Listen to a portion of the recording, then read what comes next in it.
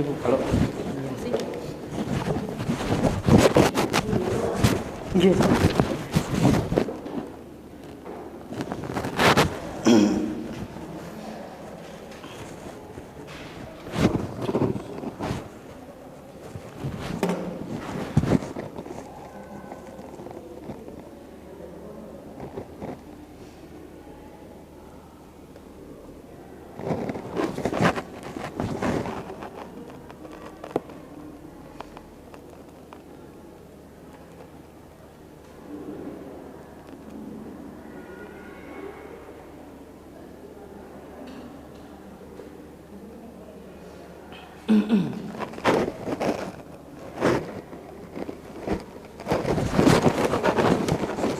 Iya benar.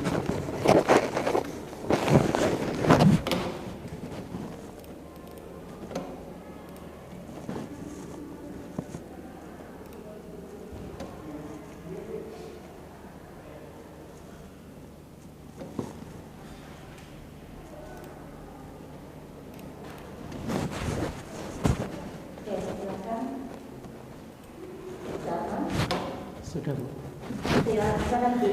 Oh iya.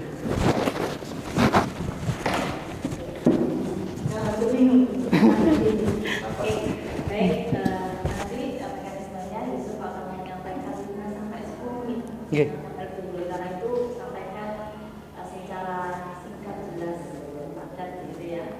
Silakan Yusuf. Assalamualaikum warahmatullahi wabarakatuh. Terima kasih atas kesempatan hari ini. Saya ingin mempresentasikan tentang desain inovasi saya. Sebelumnya yang terhormat kepada Ibu Dr. Yulati Khotifah, SI MPD, kepada Bu Heni Indreswari, Profesor Dr. Ibu Heni Indreswari MPD, dan Bapak Fardika Sihiyantoro, SPDGR. Nama saya Yusuf Putra Pratama, bisa dipanggil Pak Yusuf.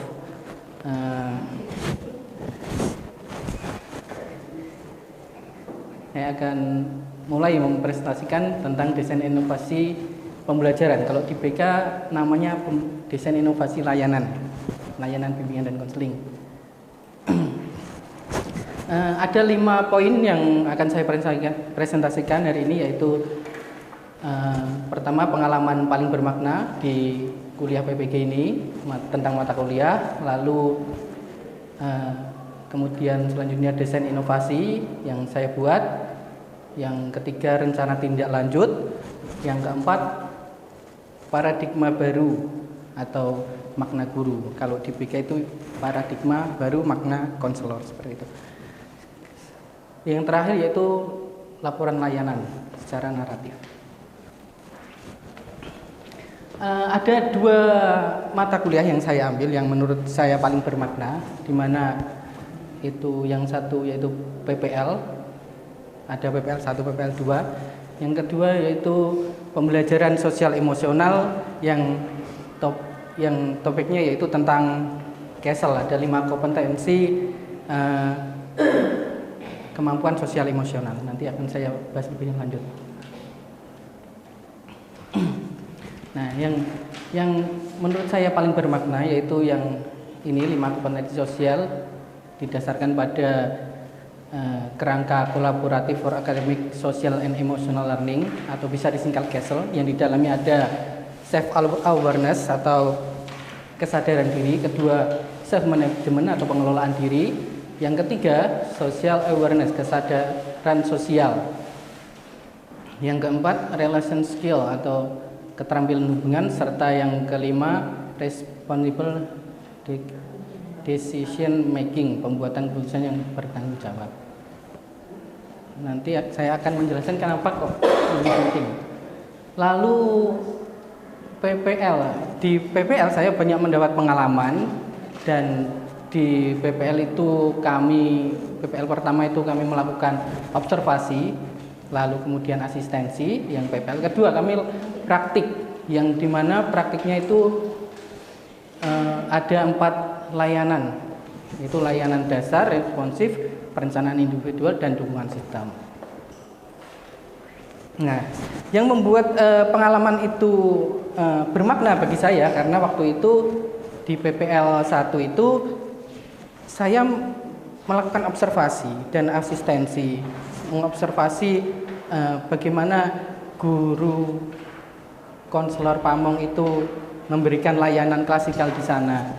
Yang saya dapat itu kebanyakan itu menggunakan media LKS yang dikembangkan oleh MGBK Kabupaten Nganjuk. Nah, saya berinisiatif untuk membuat media layanan BK yang dimana itu untuk meningkatkan sosial emosional. Nah, ini artefak saya menggunakan kartu ini untuk digunakan pada layanan bimbingan klasikal ketika waktu PPL 2. Nah, ini namanya flashcard, kartu emosi. Nanti cara mainnya yaitu siswa mengambil, lalu di baliknya itu ada tulisan yang menyuruh siswa untuk menceritakan pengalamanmu tentang emosi, lalu bagaimana cara kamu mengelolanya, seperti itu. Nah, dari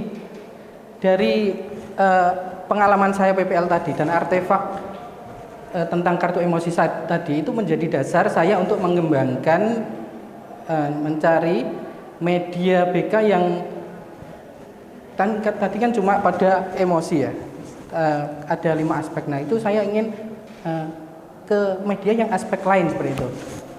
Nah, kemudian saya ini memanfaatkan permainan Chatub, Cube itu, dadu itu, dan admire cardnya admire card atau kartu penghargaan. Kalau kubus itu bahasa Indonesia kubus percakapan, seperti itu. Nah, permainan ini difokuskan pada 2 kompetensi yang dari 5 itu, yaitu self awareness, kesadaran diri, dan social awareness, kesadaran bersosial. Jadi difokuskan untuk ke arah sana. Dalam kesadaran diri itu ada memahami emosi, kekuatan, kelemahan, dan apa yang baru di kubus itu, yaitu kita sesuaikan pertanyaan-pertanyaannya untuk mengena kepada kesadaran diri ini, yaitu apa kekuatanmu, kelemahanmu, nilai-nilai serta tujuan pribadi. Itu di situ tertuang what's your dream, seperti itu. Kemudian pada kesadaran sosial ini lebih ke menghargai perspektif, perasaan, dan pengalaman orang lain, dan itu ditunjukkan untuk membangun empati. Nah, itu ada pada admire card, yaitu kartu penghargaan. Nanti saya tunjukkan.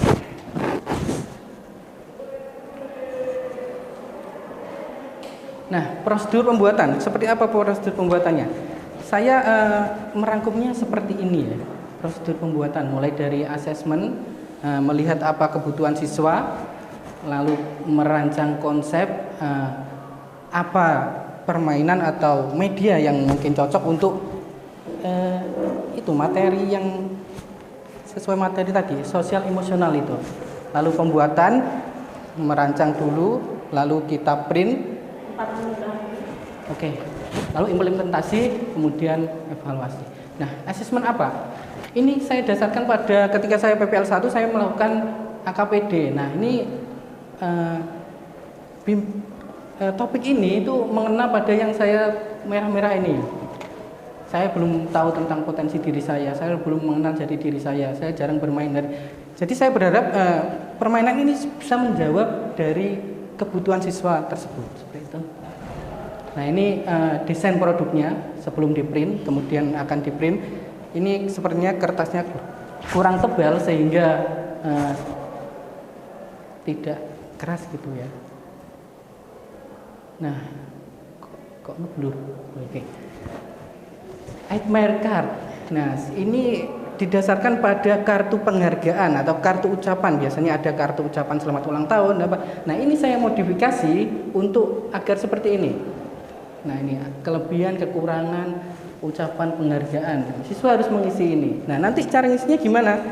Siswa akan mengisi nama, kemudian kartu ini akan diputar dan teman-teman lain akan mengisi kekurangan, kelebihan dan ucapan penghargaan kepada si anak yang namanya di atas itu. Seperti itu. Nah, hasil implementasi apa? Yang saya rasakan ketika saya melakukan inovasi ini, yaitu satu, peserta didik merasa antusias, kedua, peserta didik dapat mengenali lebih jauh dirinya dan kelebihannya. Ini ditunjukkan pada ketika di awal ditanya, kelebihanmu, kekuranganmu apa? Mereka masih mikir. Nah, setelah melakukan kubus percakapan tadi dengan temannya dan melakukan admire gap, itu menjadi tambahan. Oh, ternyata kelebihan saya, kekurangan saya ini, seperti itu. Lingkungan menjadi inklusif, itu artinya dari penghargaan yang diberikan teman itu akan tercipta suasana kelas yang nyaman, saling menghargai, seperti itu. Kemudian belajar berempati atau berkomunikasi. Nah, itu ditunjukkan pada ketika kita memberikan tulisan kita kepada teman, menilai baik dan kelebihan dan kekurangannya, itu menumbuhkan sifat empati seperti itu. Ini hasil implementasi positif. Rencana tindak lanjut. Oke. Kemudian apa setelah layanan ini, apa yang saya lakukan? Ada beberapa hal, yaitu melakukan penyesuaian terhadap RPL, kedua melakukan layanan bimbingan kelompok, ketiga saya akan melakukan layanan perencanaan individual dan yang keempat melakukan konseling jika diperlukan, dan kelima mengembangkan permainan ini ke perangkat lunak, seperti itu. Tapi ada beberapa hal yang tidak bisa saya lakukan seperti yang perangkat lunak ini karena keterbatasan sumber daya juga, karena kebijakan di sana juga tidak boleh membawa HP karena lebih banyak digunakan untuk hal negatif daripada belajar, seperti itu. Saya PPL di Nganjuk, Kecamatan Ngeronggot, Kabupaten Nganjuk. Baik. Paradigma baru. Nah, ini saya mulai dari hal umum dulu. Setelah saya mengikuti serangkaian mata kuliah di PPG ini dan melakukan refleksi pada setiap mata kuliah, paradigma baru yang saya peroleh yaitu guru tidak hanya berfungsi sebagai penyampai informasi, tetapi juga sebagai fasilitator pembelajaran. Ini layanan ya. Ini pembelajaran. Nanti saya jelaskan yang ke konselor. Pembina karakter, kolaborator, pengembang kreativitas dan inspirator. Guru memiliki tanggung jawab untuk menciptakan lingkungan belajar yang inklusif dan berpusat pada siswa, mengembangkan keterampilan abad ke-21 dan mengintegrasikan teknologi dalam pembelajaran. Selain itu, guru juga berfungsi sebagai mentor, mendukung pembelajaran seumur hidup dan memahami konteks sosial budaya. Ini secara umum. Kemudian saya akan menjelaskan yang berkaitan dengan konselor, guru PK itu. Nah, ini di atas ada sebelum ikut PPG, yang ini paradigma baru setelah mengikuti serangkaian perkuliahan dan landasannya itu pada mata kuliah apa, seperti itu. Mungkin langsung dijelaskan inovasinya gimana dari yang sudah dikembangkan oleh Wabiso. Oke. Karena waktunya sudah habis. Ya, terima kasih. Itu presentasi dari saya. Sekarang sesi tanya jawab. Dengan pertanyaan pertama dari Bu Yuli, inovasinya di mana, Ibu ya, Bu? Inovasinya gimana? Ya, saya yang lanjut tanya jawabnya. Oh gitu. Iya. Kamu nggak usah jadi moderator. Oke. Ya. Maksud saya kalau ini slide-nya masih ada, masih banyak. Sudah. Habis. Yang inovasi sudah habis. Ini tinggal paradigma aja. Oke. Baik. Silakan. Sudah selesai berarti? Sudah. Iya. Ya, oke, silakan duduk. Oh iya. Terima kasih. Oh, Pak. Terima kasih Bu Yuli. Pak Yusuf. Yang pertama saya ingin bertanya tentang apa ini? Namanya? Kubus percakapan. Kubus percakapan. Ya. Yang pertama saya ingin tanya kenapa pakai bahasa Inggris. Sebentar. Ya.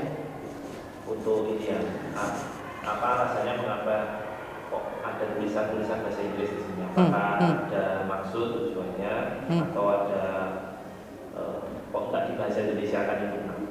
Okay. Kemudian setelah ini dilaksanakan plus kartu admire card tadi, ketercapaian keberhasilannya seperti apa? Mengena di siswa itu terlihat apa keberhasilannya di apa? Kalau pelajaran itu ya ada nilainya bertambah, tambah pintar gitu ya. Nah, kalau setelah siswa mengikuti ini tercapaian keberhasilannya seperti apa? Siswa merasakan apa, mendapat apa? Terus yang ketiga, dari pelaksanaan layanan ini, kelebihan dan kekurangannya apa? Itu yang ingin saya ketahui. Itu dulu. Terima kasih.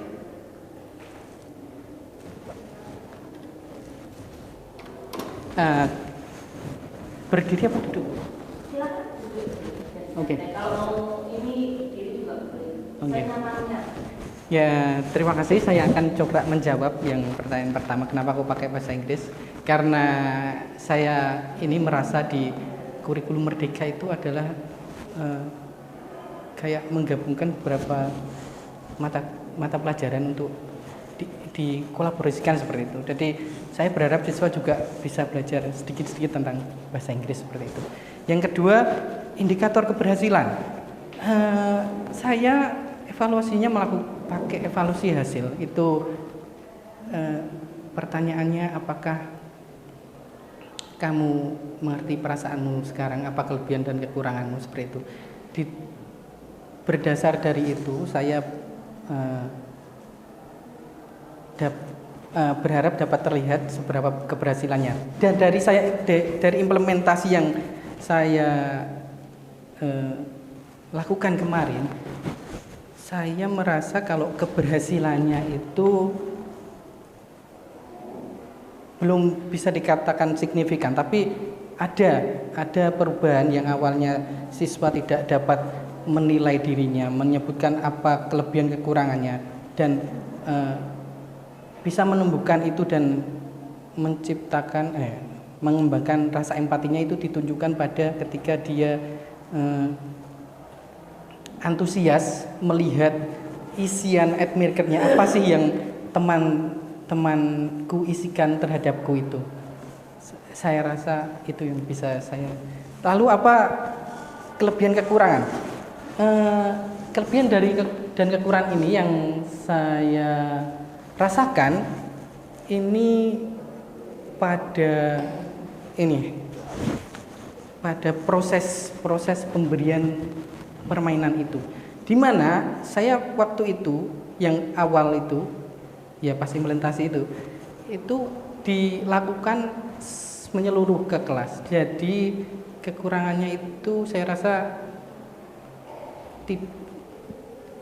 si kubus percakapan ini tidak bisa dirasakan untuk semuanya. Mungkin kedepannya akan dibuat kelompok dan kubus ini akan dicetak sebanyak kelompok. Itu kalau ada 8 kelompok ya 8 kelompok, lalu diberikan pada masing-masing kelompok itu akan membuat percakapan di situ, dilemparkan. Lalu di admire card juga itu ketika dilakukan di kelas, ini proses berputarnya ini memakan waktu. Jadi saya berpikir untuk membuat kelompok tadi itu. Jadi kertas yang dari kelompok ini ditukarkan ke kelompok yang lain. Itu yang bisa saya berikan jawaban. Ya. Berarti sudah terpikir ke depan ini ada modifikasi dalam hal metode tadi kelompok. Oke. Terima kasih sudah cukup dari saya. Kalau boleh saya tambahkan, kalau memang settingnya masih klasikal, tetapi itu tadi saya nilai bagus, sudah terpikir di masa yang akan datang ada perbaikan-perbaikan. Cuma saya ingat masih ingat TPACK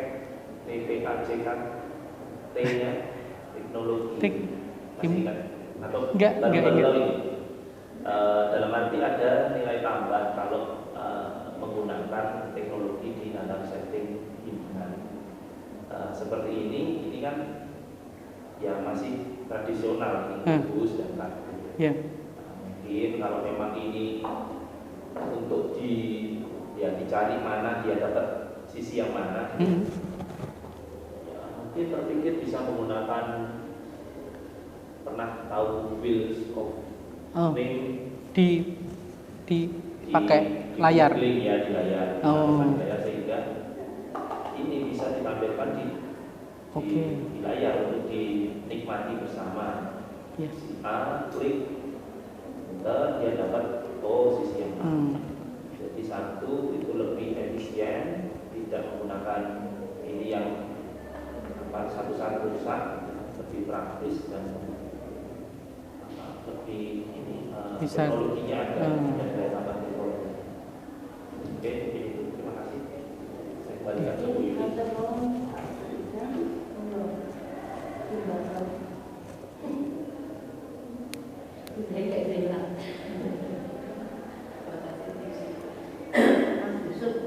Nggih. Tapi tadi kasih itu ya. Ya. Saya baca sekarang inovasi bioinformatika tertulis kata menggetarkan. Menggetarkan itu apa? Yang menggetarkan itu diambil dari keantusiasme siswa ketika membaca ayat mereka. Dia penasaran itu apa yang ditulis sama teman-temannya tentang dirinya, seperti itu. Jadi saya menulis kata menggetarkan itu, dia itu ya ada senang, ada malunya ketika disuruh membaca itu, ya dikit-dikit malu gitu. Tapi juga ada senang, oh ternyata saya seperti ini. Jadi itu saya menulis menggetarkan. Ya biar kata Pak Dini itu buat judul yang sensasional seperti itu. Yeah. Permisi Bu, mungkin Pak Kartika mau lihat ini. Judulnya aja yang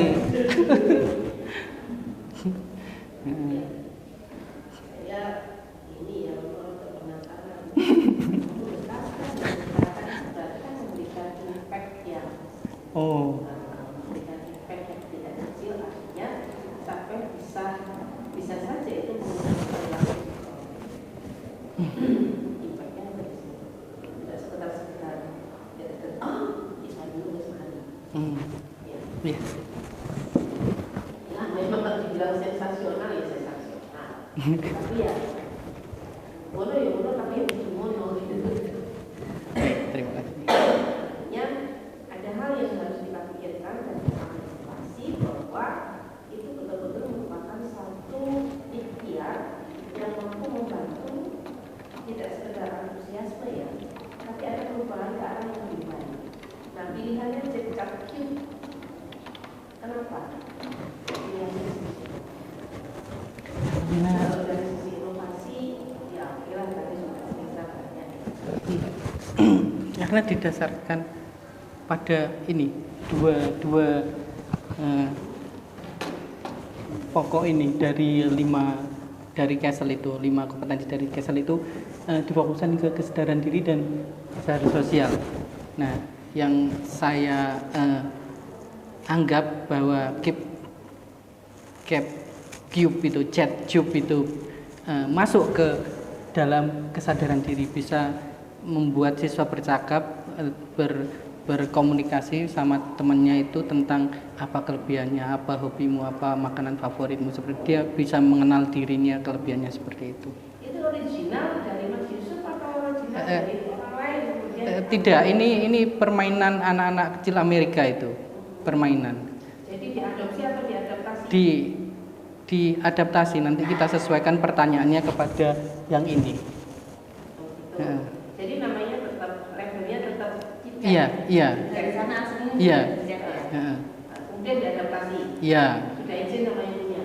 Itu nggak tahu saya yang punya, itu permainan anak kecil, nggak tahu. Ya, bisa ditelusuri. Sumbernya dari mana? Dari artikel atau dari buku? Enggak saya taunya dari film kartun itu, permainan bos percakapan gitu. Kak, maksudnya referensi chit-chatnya itu dari mana? Apa cuma dari kartun itu saja atau Enggak, belum nemu sejauh ini. ditelusuri? Nggih. Bisa jadi itu sudah ada yang punya. Kalau sudah yang punya, mau justru mengadaptasi tanpa izin yang punya, ya juga, harus juga bersomasi nanti. Ya kan, ini jarang sekali kita dengar ya. Chat cube ini. Makanya saya tadi nanya, kenapa kok chat cube pilihannya? Apakah ada sesuatu yang sifatnya sangat khas yang mempunyai konten pengembangan karakteristik individu sampai itu betul-betul menjadi pilihan dari Mas Yusuf untuk digunakan sebagai sebuah media permainan. Kemudian ditambah lagi dengan admire card. Ini dari mana? Kayak admire card. Jadi kalau misalnya itu ada referensinya paling baik itu ya. Tapi kalau itu tertarik dari sebuah sebuah film atau bagaimana, itu sebenarnya bisa ditelusuri. Jadi kalau suatu saat ini ada bukunya ini, gitu ya. Kalau diadopsi tidak masalah, karena berarti semuanya kita ikut ya. Tapi kalau ada proses adaptasi berarti Anda kan harus izin sama yang punya. Bisa sembarangan. Oh, baik. Ya. Admire card-nya itu juga kan? Kayak admire card-nya itu tambahan atau itu hasil dari proses adaptasinya? Itu kayak kartu ucapan selamat ulang tahun gitu. Ya, itu apakah murni dari sana sehingga itu diadopsi aja, apa itu bagian dari proses adaptasi yang bisa dilakukan? Sepertinya itu adaptasi, karena kalau ucapan selamat tahun itu kan nggak ada kelebihan dan kekurangan, cuma kok sepertinya? Ya emang kan emang admire card kan kartu penghargaan. Kalau kamu kagum sama seseorang terus dikasih ini surat buat kamu atau ucapan. Anda jawab pertanyaan saya. Iya. Admire card itu apakah satu paket dengan tingkat? Tidak. Nah, apakah itu juga bagian dari proses adaptasi yang Anda lakukan? Iya. Adaptasi. Admire card itu diambil dari mana? Diambil dari tempat lain lagi? Kok tiba-tiba ujung-ujung kok gandeng kok kainan yang lain? Oke. Apa ya? Ini pernah dipakai guru BK untuk layanan gitu. Nggih. Di Indonesia. Di Indonesia. Maksudnya ya di artinya sudah pernah ada yang kembangkan. Saya tidak tahu itu mengembangkan apa. Make ada yang make. Seperti itu. Ya itu ya supaya lebih fix, telusuri dulu ya. Apakah itu sudah ada yang apa? Tadi itu kan sekarang itu kan ini ya sosial yang berkaitan dengan Hak cipta. kekayaan intelektual. Boleh aja kita ambil, tapi ada profesi yang harus kita ikuti. Profesinya itu ya salah satunya adalah izin kepada yang punya. Kalau nggak izin, kita ubah sebegitu rupa, kita modif sebegitu rupa, dan pokoknya kan nggak gitu sama yang menciptakan. Paham ya maksudnya ya? Oke, cukup dulu. Ya, saya cuma menambahkan. Ketika kita memakai sebuah media yang sudah pernah digunakan oleh orang lain, itu Mas Yusuf jangan langsung ujuk-ujuk kemudian pakai, harus menelusuri. Ini saya coba, ini Patrick's Day namanya, pernah ketemu? Enggak. Dia ini mengembangkan chip itu untuk special education, untuk school counseling. Jadi fokusnya itu dia pada terapi. Jadi digunakan untuk media terapi sebagai pendamping ketika melakukan proses konseling kalau di sini. Makanya penting sekali